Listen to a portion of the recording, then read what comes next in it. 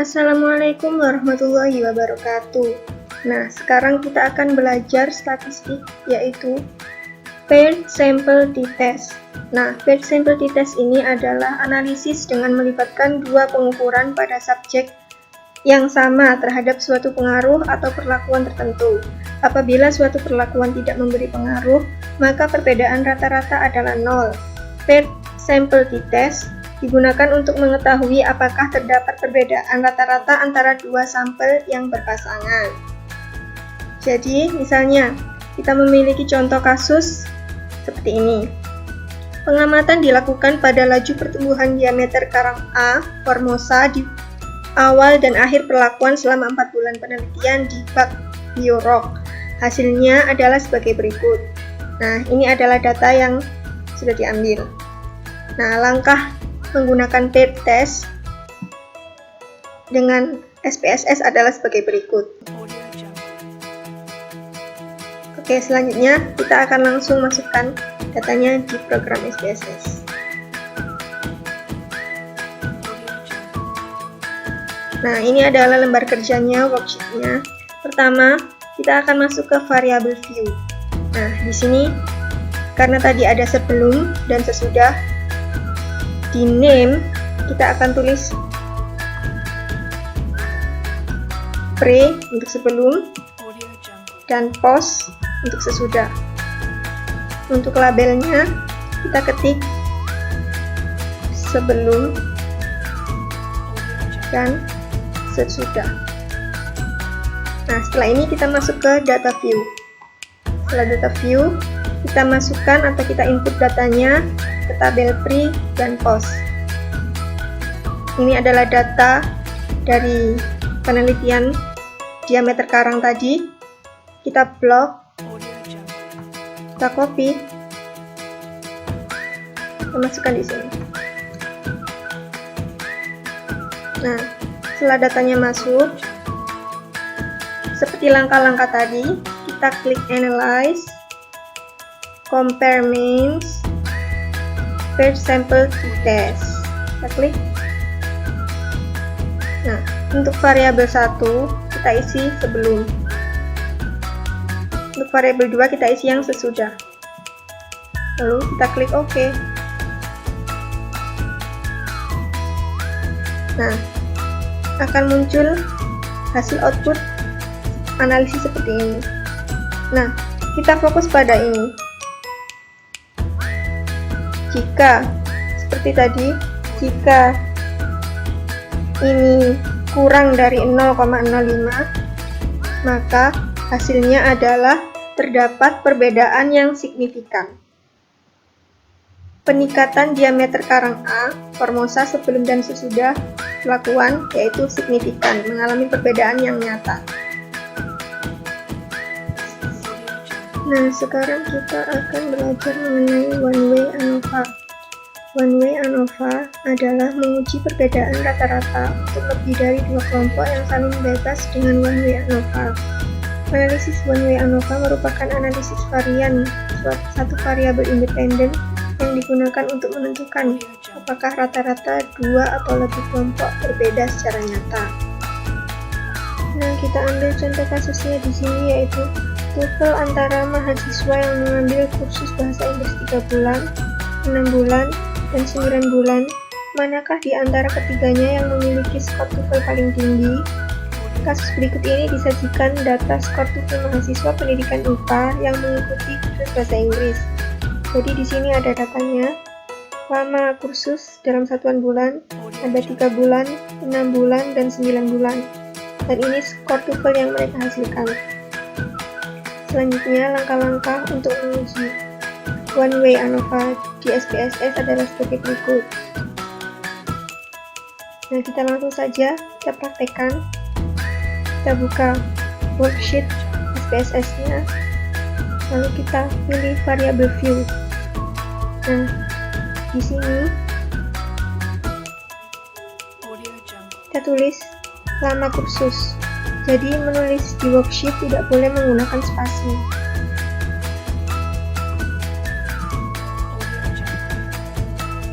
Yang kedua adalah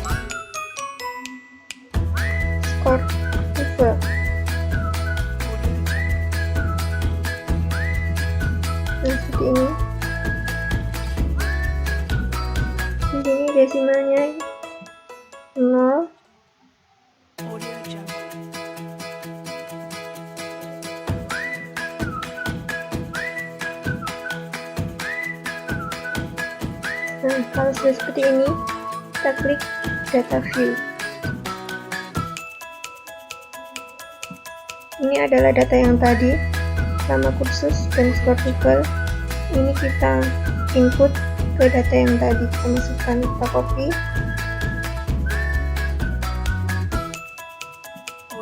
Lalu kita paste di sini.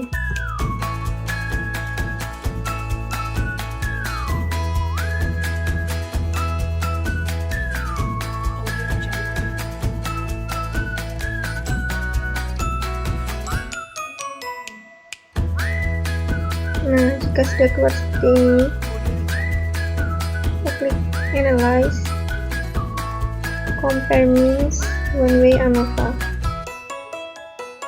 Nah, untuk ini, yang bawah, kita masukkan di Dependent List. Yang lama kursus, kita masukkan di Faktor.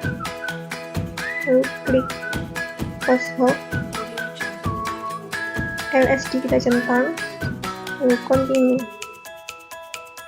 Setelah itu option, kita centang deskriptif dan homogeneity of variance test, lalu continue, lalu klik OK. Nah, di sini akan keluar hasilnya seperti berikut.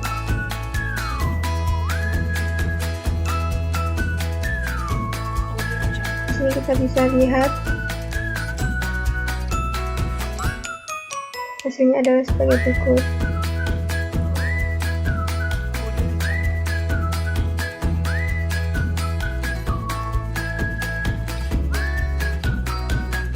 Kita fokus pada C ini, artinya signifikansi. Jadi kalau signifikansinya kurang dari 0,05, maka data tersebut memiliki perbedaan yang signifikan. Nah, selanjutnya kita akan membahas cross-step dan uji chi-square atau chi kuadrat pada aplikasi SPSS. Analisis cross-steps atau tabel silang yaitu alat analisis untuk mendeskripsikan data dengan bentuk kolom dan baris. Selain itu, untuk menganalisis hubungan antara variabel baris dan kolom dengan analisis statistik seperti chi-square, correlation, contingency, koefisien, lambda, eta, kappa, big number, dan sebagainya. Ini contoh kasus. Seorang peneliti ingin menganalisis cross-steps dan uji chi-square dengan hubungan jenis kelamin terhadap tingkat pendidikan yang diperoleh seseorang. Jadi akan dianalisis apakah ada perbedaan jenis kelamin jika dilihat dari pendidikan yang berbeda. Data yang dilihat sebagai berikut. Ini data yang diambil. Kita langsung menuju lembar kerja SPSS-nya. Pada variabel view, karena tadi ada dua, yaitu jenis kelamin dan tingkat pendidikan. Di sini di name kita kasih untuk jenis kelaminnya, mungkin kita lambangkan dengan CK.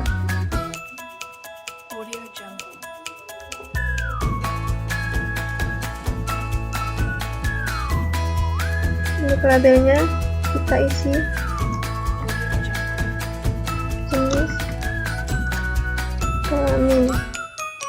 Nah, karena tadi ada keterangan 1 untuk mewakili laki-laki, 2 mewakili perempuan, sama untuk yang pendidikan juga.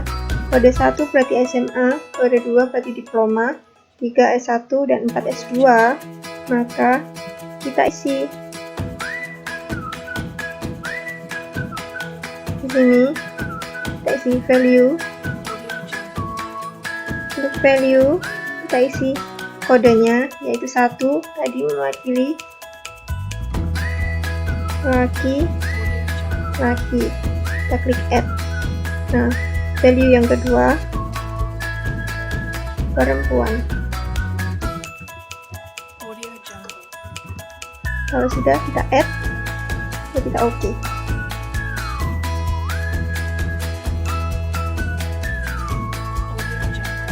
Nah, selanjutnya untuk tingkat pendidikan, kita beri kode pendidikan.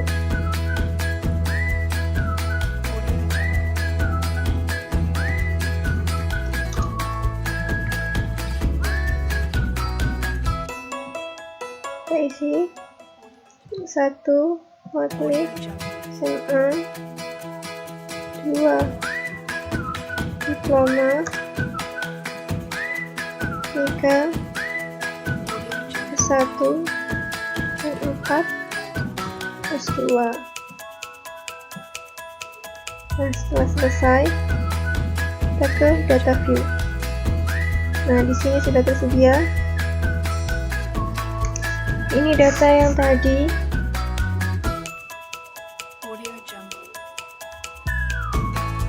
Jadi kodenya, jadi kode yang jenis kelamin, kita copy.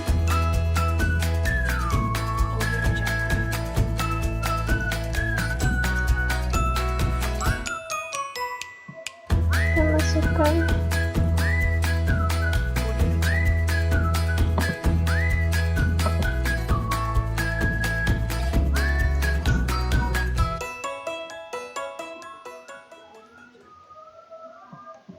Untuk yang pendidikan juga kita masukkan kodenya.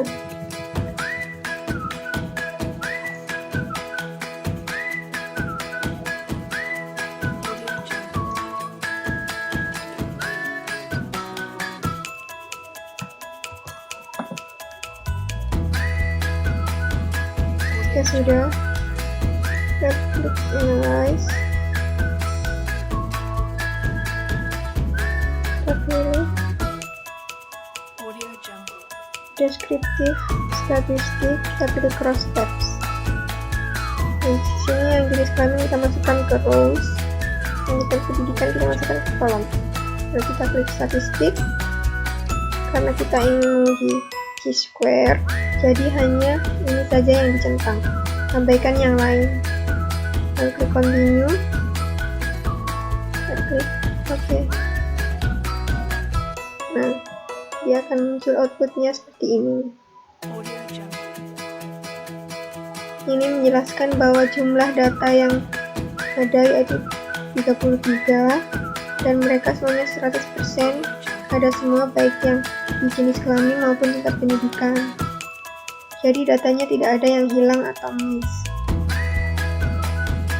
Nah, ini keterangannya tadi. Nah, untuk chi-square kita perhatikan bagian ini, Pearson chi-square. Nah, di sini asymptotic significance adalah 0,548. Nah, kita lihat.